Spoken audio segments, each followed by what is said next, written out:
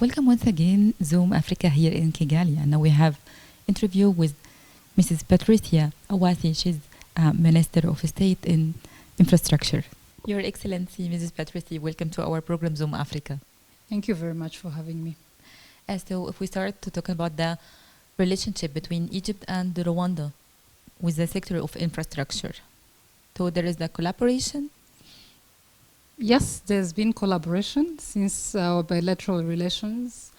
Rwanda-Egypt started about 40 years ago. Yeah. And we've collaborated mostly along the existing framework of the regional organizations, such as the African Union, the COMESA, NEPAD agency, the organizations that our both countries are part of. And we've collaborated across sectors that we oversee, including, of course, energy especially. So there's a company that sells to us electricity cables and materials for connection. Yeah. And we've also collaborated on infrastructure projects in water, water sector. Yeah. As you might know, we just inaugurated a very successful water treatment plant, Kanzenze, 40,000 cubic meters a day, that supplies Kigali, as well as the eastern province, Bugesera. Yeah. So we've, I would say, in general, had a very successful collaboration. Yeah, that's great. And I move all over the country, and the infrastructure is really amazing. What's the key or the secret? And now it's only 20 years ago. Yeah. That's correct. We think our country has come from very far. Yes. In very little time. And I would say there are no secrets.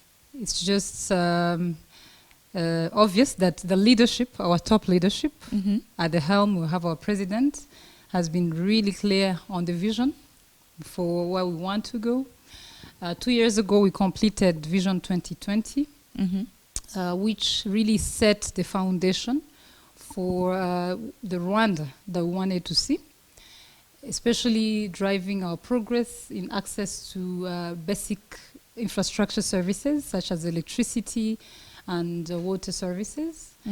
And most recently we launched Vision 2050, which really is going to get us into the Rwanda of our dream, high-income country by 2050. And with that horizon of 30 years, we have a lot to do in our sector, the infrastructure sector, so that we can reach our targets. Wow. Now, when you talk about what you've seen so far, I would say our culture has greatly contributed. We have what we call the homegrown solutions contributing to what you see. For instance, we have at every last Saturday of the month what we call Umuganda, which is basically a community work day where all of us come together, the leaders and the citizens alike, to work on a specific issue that our community is facing.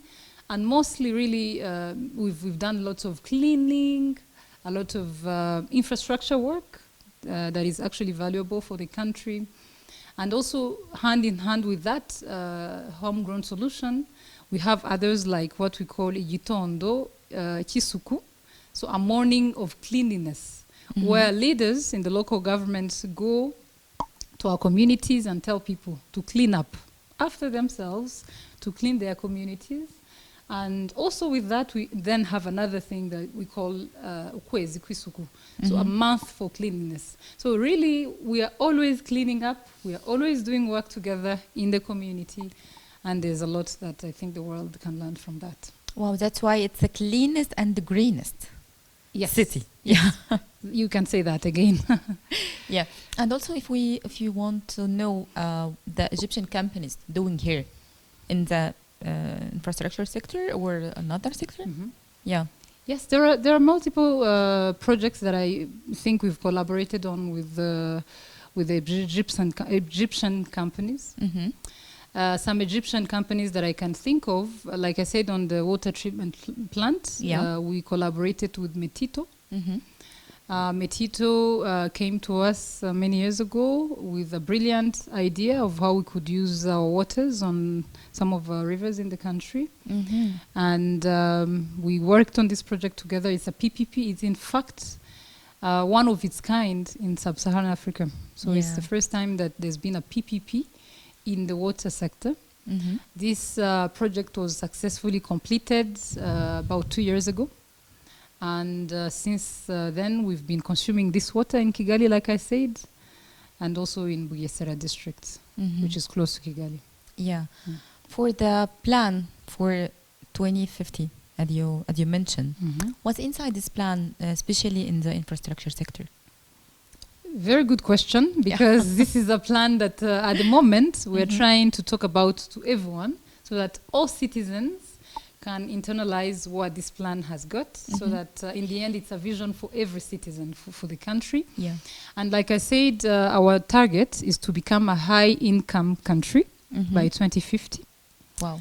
What it means for us as a sector is that at that time we should be giving the citizens and people of Rwanda really seamless services when it comes to electricity access, water services, sanitation services, transportation services. So as you might know, we're already working on a state-of-the-art airport. Yes. We need to build even more by that time. There's also, of course, roads to ease traffic in the country. There's going to be a lot that's needed at that time. And that's what we're working on at the moment. Okay, if I'm a businessman and I want to come and invest here in Rwanda in the infrastructure sector, so what's the need of Rwanda to do today? That's a good the question. Upcoming projects. We have a lot of projects in the pipeline. Actually, some of them, like I said, since we've collaborated in water and sanitation, some of them are specifically in that sector. We've just completed what we call the master plan for national water and sanitation services connection. And this master plan gives us a horizon of 30 years worth of projects, investments in both water but also sanitation that I think are very attractive, because especially on sanitation we have barely done much. We have barely done anything really. So there's interesting investments to be made in sanitation. Then beyond that, beyond water and sanitation that I've spoken about a lot, there's also what we've just embarked on, informal settlement upgrading. So since you've been across the country, I'm sure you've seen that we try our best to give access to infrastructure. But we've got a lot of Rwandans that are still living in places where we can't reach because of how they've built, in places that are really informally built. So our plan is to continue to upgrade those areas so they can also be up to the standard, so that by 2050 really, every person, wherever they live, can access infrastructure, even as per the SDG goals that we have as a world, and we believe that's the way to go. Obviously, there's also a lot to do in housing in general. We have affordable housing projects, and we know Egypt has done quite well on that front. So there's a lot of interesting investments on that front as well. There's also obviously plants in electricity that we completed recently, like the Pit-to-Power project that we are just completing in the southern part of Rwanda. Obviously, because Rwanda wants to go greener and greener over the years, we want to actually convert that plant from peat to gas. So that's also a very interesting project that we think as an investor people should be interested in. And obviously there's many more other, like I said, our sector is quite wide, and there's many more other opportunities depending on the investors' interest. Now I want to ask you about the airport. There is a new airport, right? Yes, there's a new airport that we are constructing. Of course, in the last 2 years, we've all been hit by the COVID pandemic. But before that, aviation was really a growing sector for us as a country. And we quickly realized that our existing airport wasn't going to be able to accommodate the projection the projected number of passengers that we were seeing. Yeah, especially there is a lot of guests. A lot of guests. Yes, Our and a lot country- of conferences. Yes, our Yes. country is believed to be what we call a MICE hub. So lots of meetings, lots of exhibitions, a lot Yes. of really activity going on.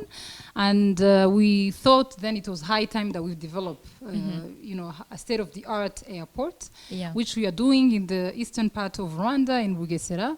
This airport is currently being constructed, a bit over 50% completed.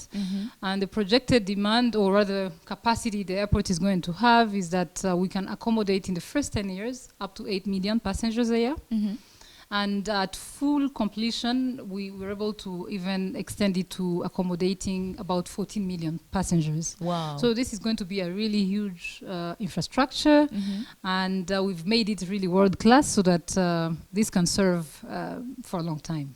Wow, great. So as a woman, how do you see now the government empowering women to be in charge of a lot of key places? That's also a good question, because our country, global reports have it that it's the best place to be a woman. Wow. And especially to be a woman in government.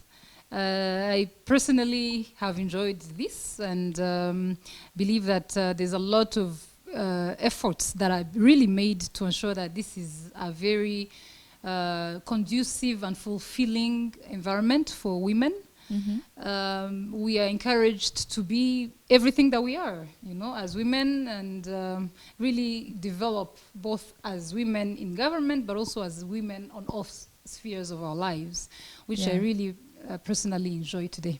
You're lucky, Your Excellency. I am lucky, I believe it. So really, finally, thank you so much, Your Excellency Patricia, to be with us in زوم أفريقيا. Thank you for having me. مشاهدي زوم أفريقيا، فاصل رجع لكم تاني.